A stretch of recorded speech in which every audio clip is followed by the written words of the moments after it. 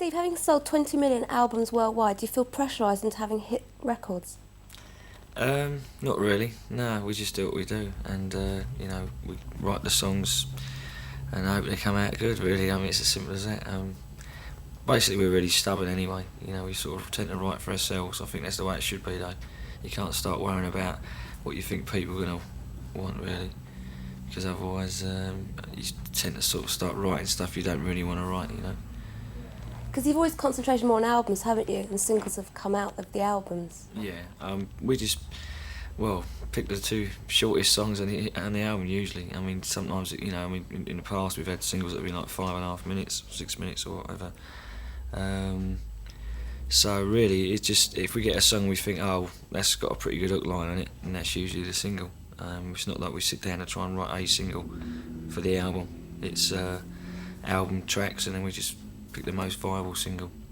Now, Can I Play With Madness was the first one that you actually released in America as a single, wasn't it? No, it's the second one. We actually released Flight of Icarus after Peace of Mind album a while ago, which did absolutely nothing over there as well. So it just proved a point twice round. We said again that this wouldn't do anything either, but they were, the record company said, we'd really like to have a go at it and see if we can do something. So we said, well, all right, we give it the chance. But really, I mean, it's a waste of time, because it's different over there. The punters over there don't go out, and they're not like a single buy market as such, unless it gets played on the radio a lot.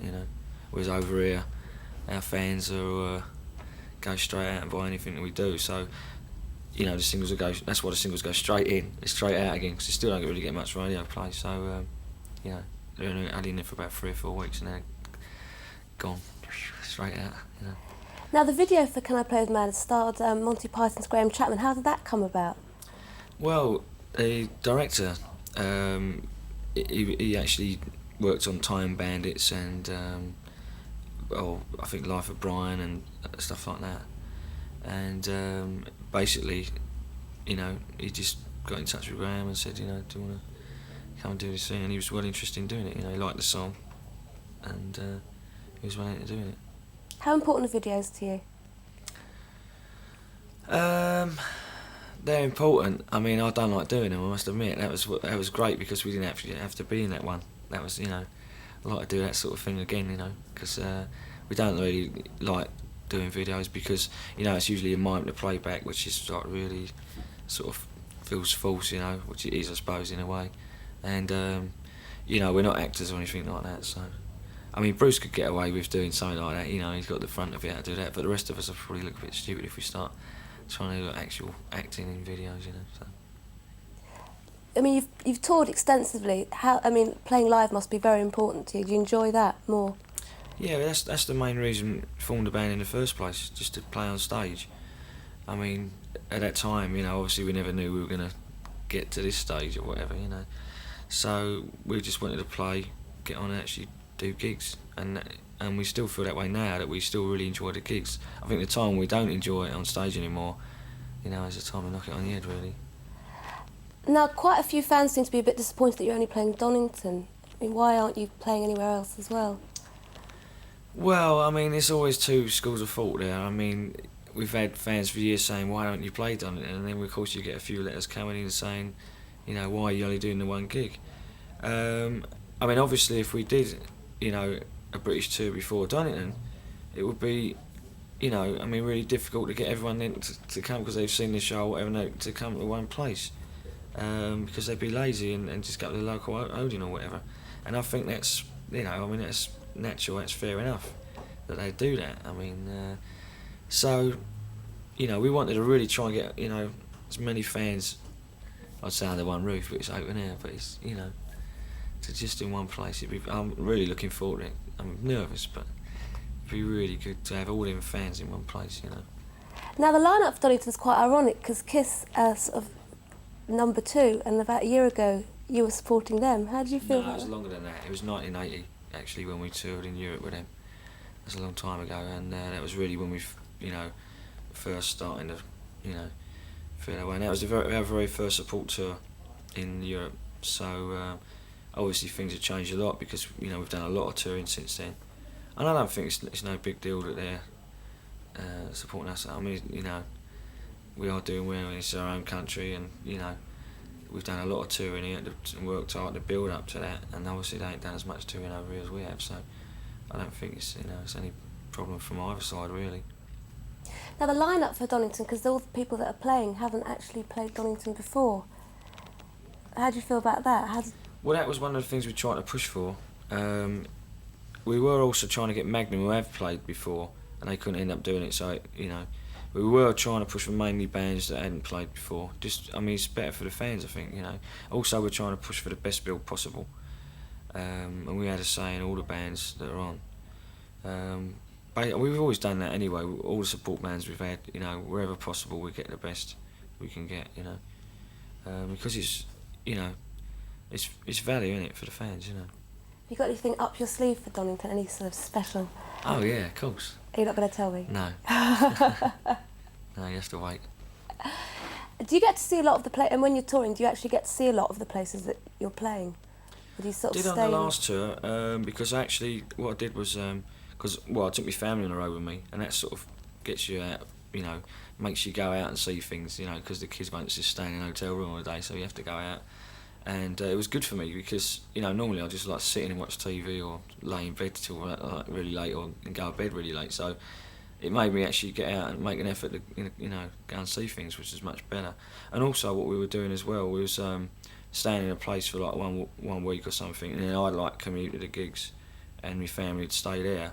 And so any days off or anything, we could actually, get an hire car and just go out and see what's about, And instead of staying I don't know, downtown Dallas or somewhere, we'd stay a bit further out and actually see a bit of the countryside and whatever. It was really nice. Do you find touring exhausting? Oh yeah, it's exhausting, but I travel on the bus all the time. I don't really like flying too much, so literally flying to America, and at the end, after 3 months I fly back out, and there's no flights in between as far as I'm concerned. I stay on the bus all the time, and I prefer it that way. It's also you do get to see more of the country that way anyway. Tell me about the album Seventh Son of a Seventh Son. What was the inspiration behind that? Well, it's a song really started off the Clairvoyant. I had the idea, really from when Doris Stokes passed away.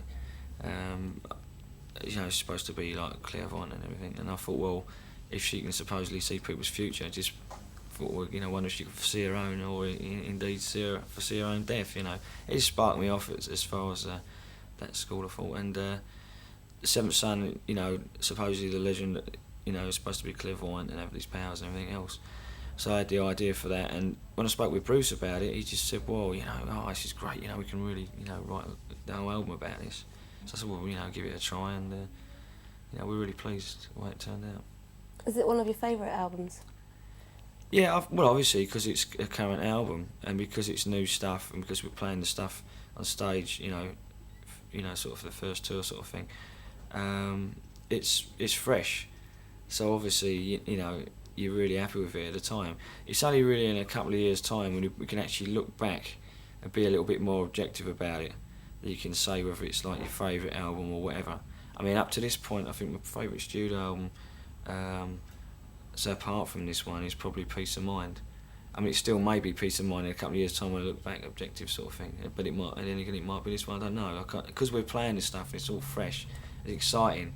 So I would say at this point, it's this one, because it's cause it's all new, and you really get a good feeling of playing new stuff. But ask me that question in a couple of years' time, or whatever. And see what do you like particularly about Peace of Mind? Why is that one that sticks in your mind? I don't know.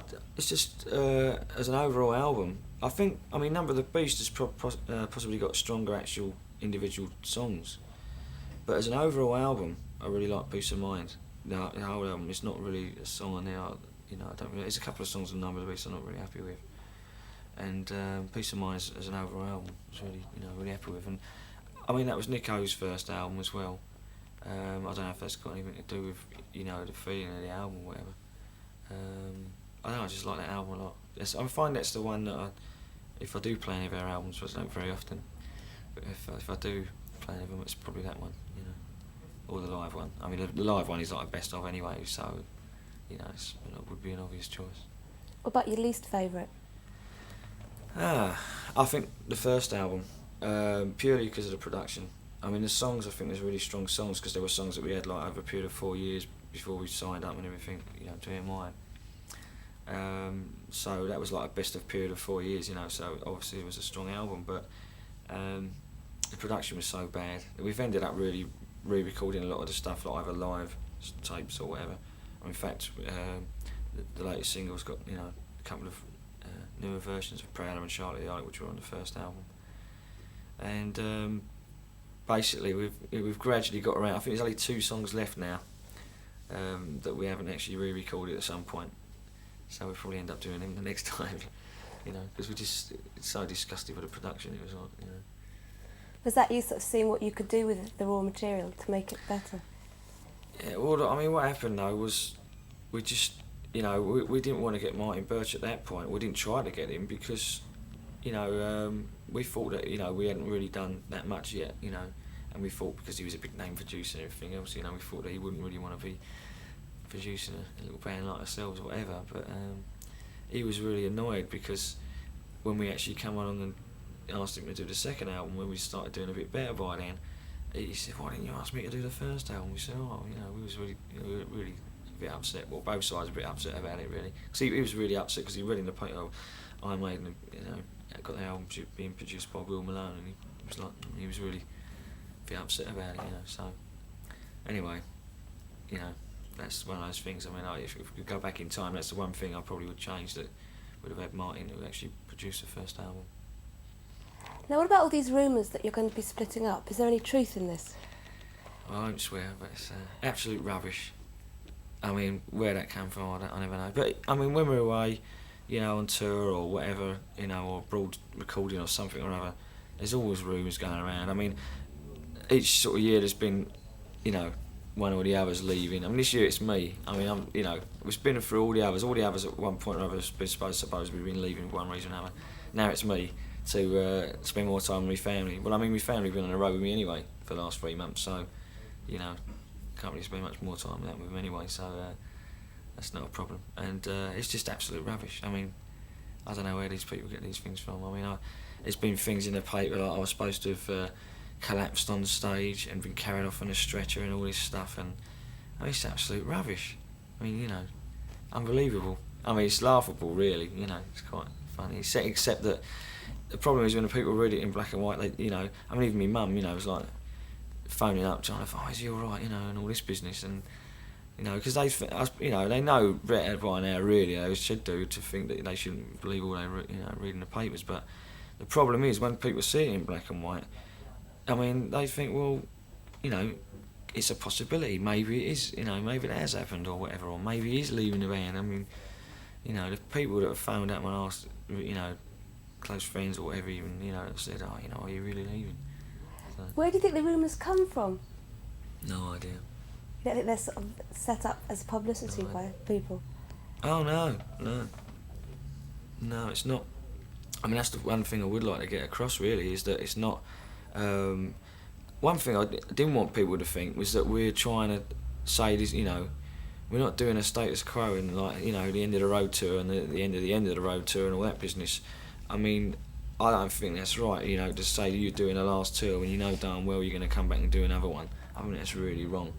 And I wouldn't want people to think that it's come from us, that, you know, we're trying to, you know, put things out that, you know, implying that we're going to split up so that to sell tickets and all that. It's just not right, you know. I mean, if people problem is, I mean, when you do interviews with people, they exaggerate, they fabricate stuff, and if you don't do an interview, then they make it up. So you can't really win at the end of the day. So you might as well do the interview so you can at least get, like, you know, half truth in there. You know. Get your say in. Well, maybe a little bit, and then they add stuff to that. It's like in the Sunday People, they had stuff about us. What was it? Rock Crusaders to quit, you know, and all this. It's like, you know, I couldn't believe it, you know. I mean, all the rest of the stuff was all true, except for the fact that we weren't, you know, we're not going to split up. I mean, obviously they added that to spice it up. I mean, then they end up using that as the headline. So it's like, why bother to do a piece in anyway? You know, might as well just make it up, all of it up.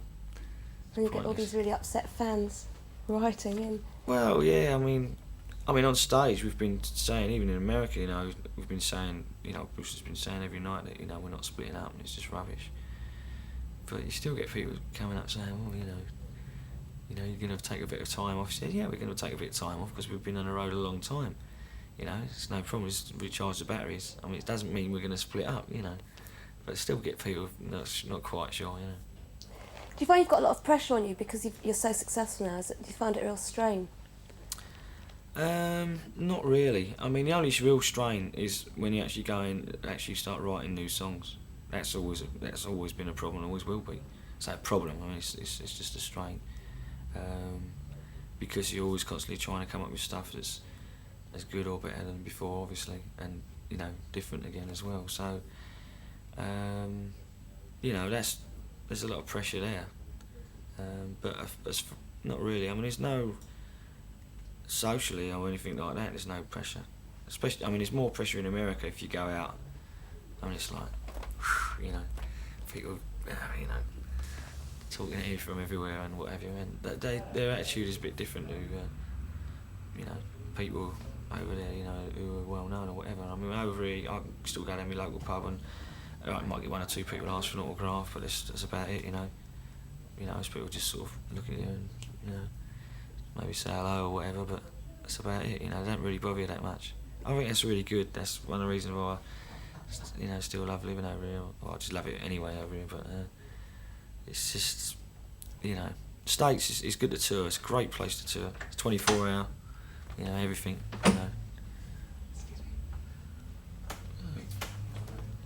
Yeah. Carry on. Hi. It just threw me in there. Can't hear anything outside, so.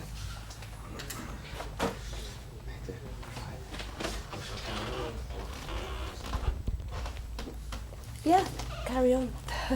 Yeah, I was just saying, the States is a great place to tour because it's 24 hour, food, 24. I mean, if you put it this way, if you can't sleep after a gig, you can stand and watch films all night, or you can call out a local pizza place or whatever. You know what I mean? It's not a problem as far as that goes, and everything's so well organised as far as touring goes. But I wouldn't really want to live over there. I mean, I could live over there for a few months maybe, but that's about it. I mean, I really do miss it. I mean, the last couple of weeks that we were over there, couldn't wait to get home, Do you get hassled a lot then, there, do you think? A fair bit, yeah, but I mean, again, it depends where you go. I mean, obviously, if you go to a rock club, you're going to get hassled anyway. But you do tend to get hassled more, say, walking down the street than you do over here, I mean, mind you, it's good because over here, I think a lot of people probably don't even, unless they're an actual fan, they probably wouldn't even know who we were, I just think, look at long-haired, whatever, they might look, as far as that goes, but they probably wouldn't really know who I was. But that's the beauty of Eddie, see? Well, I can't say beauty, he's ugly, but I mean, that's the good thing about Eddie is that, he's on the front covers, we ain't, and a lot of people don't really know. It's not like you're an household face sort of thing. Do you like having that anonymity? Oh, definitely, yeah. I mean, I couldn't handle living like someone like Rod Stewart or someone like that. I feel sorry for people like that, because I think, I mean, every, kid this side and an old granny would know who he was walking down the street, and he'd get hassled anywhere he went, which I think, well, it's a problem for him, I'm sure he can deal, probably he's used to dealing with it, but I wouldn't want to deal with that. What do you see your plans for the future? Well, like after when we finish the tour, we're going to take like next year off, just so we can sort of stay at home with families and live a normal existence for a while, because the last 6-7 years we've been living out of suitcases and hotels really. So we're going to do that, and I guess we'll probably get together, maybe at Steve's house again, because I think that's why the last album really was so strong, because we went out to Steve's place, got it all together there, and we'll probably do the same thing. We'll do that again in about a year and a half or a year. Start getting some new songs together and go out again, really, and tour. So I guess we'll still be making albums, but we probably won't be coming out on stage when we're in, we're in walking sticks, we won't go that silly, but we'll just keep doing it as long as we're enjoying it. And, Do you actually spend a lot of time together when you're not working, or do you have quite independent lives? Well, we do actually at some shows. If there's like maybe at Hammersmith Odeon, or if there's a band playing that we all like, we normally all meet up there. And or sometimes we go to Steve's pub, you know. But yeah, we do see each other occasionally, you know. Yeah. Well, the thing is, I think as well, when you I mean, we've been together a long time, and you know, obviously everyone's got different interests. I mean, you know, sometimes I'll go and play tennis with Asian or whatever. I mean, Dave at the moment is bit of a golf nut at the moment, or he goes fishing or whatever. I can't stand fishing, so I wouldn't go fishing. Bruce is into his fencing, Nico's into his flying. We all like different things, so you do tend to go your separate ways a little bit. But I mean, there's no problem with meeting up and going down the pub or something like that. It's not like we don't get on or anything like that at all, you know. But I mean, everyone's got their own something. I mean, obviously got my family now, so I like to spend a lot of time with them. And you know, that's the thing. You know, people put two and two together and come up with five when they see that. You know, we've all got separate interests and we go off and do different things. And, you know, they just think, oh, you know, this is probably how the rumours started, of, you know, the band splitting up and all that sort of thing. Because more and more we've been getting into doing, you know, other things or whatever, you know. It's just, but again, it gets away from the monotony of being on the road. I don't mean the gigging, because the gigging is great, but just the actual travelling and everything else. If you've got a day off, it's nice just to go off and, well, he goes off and golfing and Yeah. whatever. Just basically just to get out of the hotel, really. Anything to get out of the hotel room, you know. So it's nice. You've got to have kind of little hobbies like that just to kind of keep you sane a little bit. But don't you find that having your independence away from each other helps the input into the band? Because if you lived in each other's pockets the whole time, I mean, Yeah, I think. it'd get very bland, wouldn't it? Well, definitely. Yeah. I mean, when you have a bit of time off. I mean, after the last two, we had like 5 months off or something, and you know, when we all sort of got back together again, I mean, it was like, you know, recharge batteries. You know, everyone was like raring to go, and it's great. You know, it's really, you know, rather than if we'd all been all together. I mean, I don't know. I mean, we've done album tour like that before, and it's not been a problem. You know, we don't have a problem. You know, sort of, you know, all sort of living sort of in each other's pockets type of thing. Really, it's not a problem at all. In fact, it's better these days than it's ever been, because, you know, even though we are spending a bit more time, you know, doing other things, it's we've got so used to each other. I mean, you know, if I got the ump or something, he'll, you know, or him or the rest of the band would know when to leave me alone, or like Nico or Bruce or whatever, if they've got a bit of a moody on, then we just, you know how to handle it, and it's no big deal.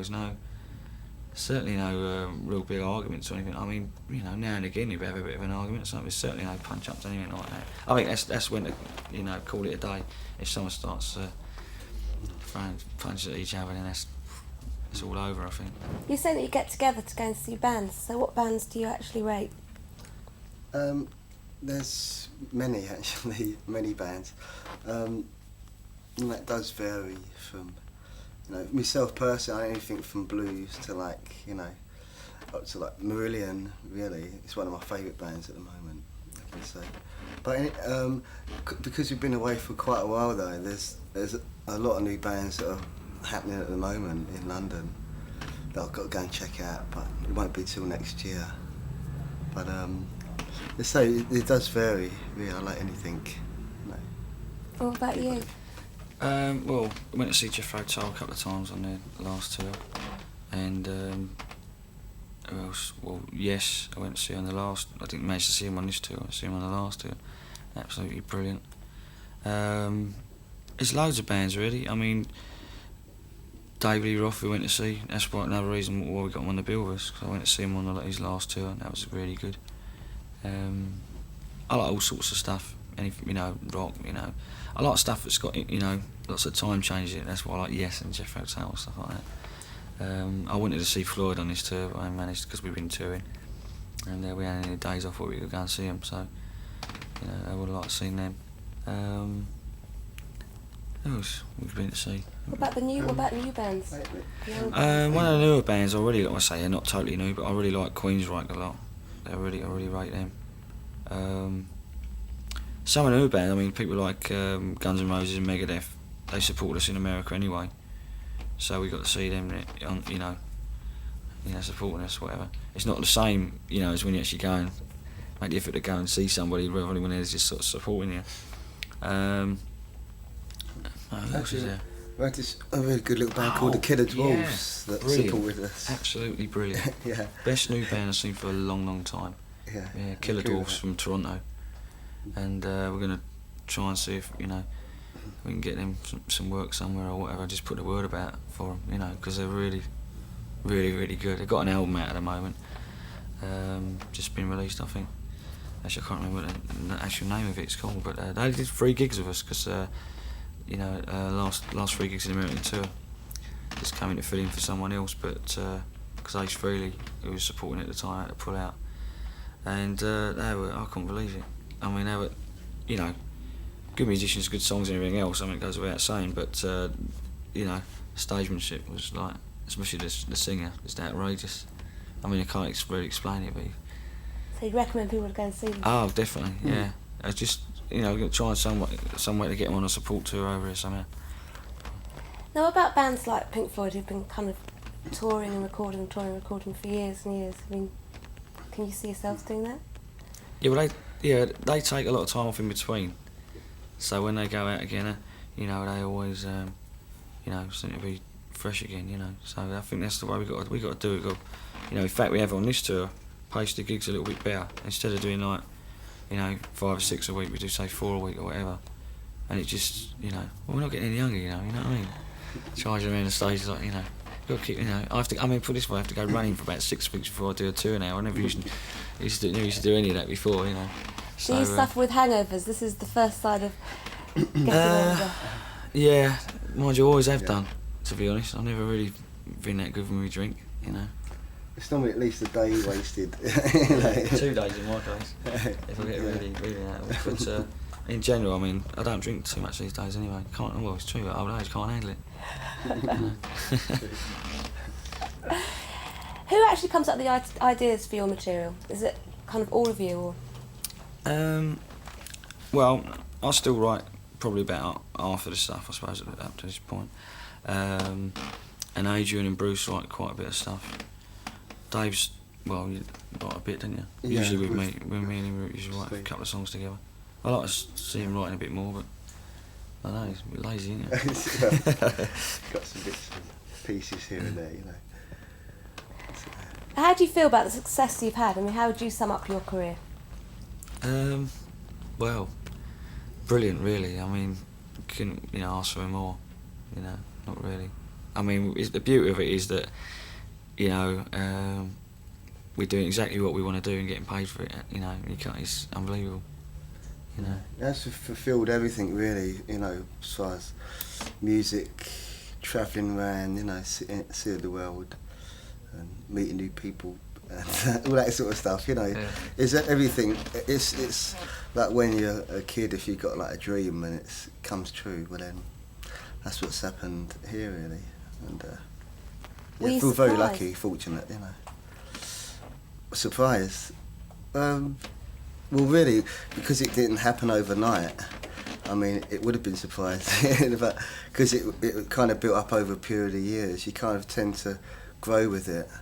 And I think really that's why we've kind of, you keep both feet on the ground, and because it wasn't an overnight success thing, you have to work it, and that's even more satisfying too than, maybe a lot of bands which you can hear, they maybe have like a hit single, and that can make or break their popularity, and we've been more successful through the strength of the albums and the songs, And that's giving that sort of longevity in a way, So it's been great, good fun.